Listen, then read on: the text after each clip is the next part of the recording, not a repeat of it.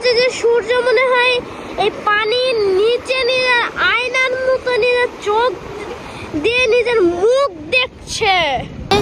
ওই যে দেখুন, ওটা হচ্ছে আমার সিনা ভাইয়া। দেখেন আমি এই পুকুরটিকে বানিয়েছি। আসসালামু আলাইকুম, কোরাল দ্বীপে আপনাদেরকে স্বাগত। গাইস, আমরা কোরাল দ্বীপে এসেছি। কোরাল দ্বীপে আসার পরে এই এত সুন্দর একটা দৃশ্য দেখতে পেয়েছি।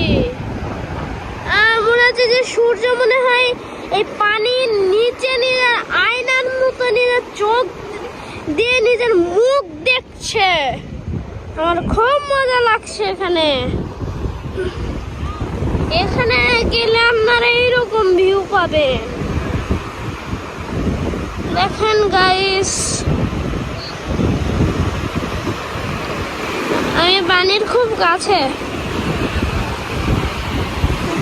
দেখেছেন গাইস, দেখুন আমার ভাইয়া সমুদ্রের পাড়ে এসে ঝিনুক কুড়াচ্ছে।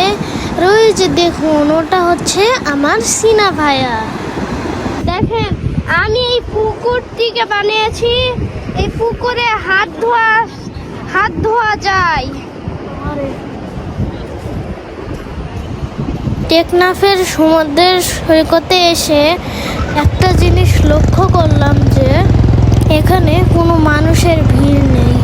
আমরা একদম নিরিবিলি থেকে সমুদ্র সৈকত দেখছি। এইরকম ভিউ আমি কখনো দেখিনি। আমি প্রথম সমুদ্রে এসেছি।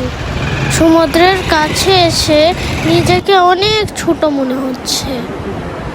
আল্লাহর কত সুন্দর সৃষ্টি, আলহামদুলিল্লাহ আমি সেটা দেখতে পারছি। এই যে দেখুন, আমি বসে বসে খেলছি। সন্ধ্যা নেমে আসছে, তাই আমরা রাস্তায় উঠে আসছি। সমুদ্র আমার খুবই ভালো লেগেছে। দেখুন সানসেটের দৃশ্য কত সুন্দর লাগছে।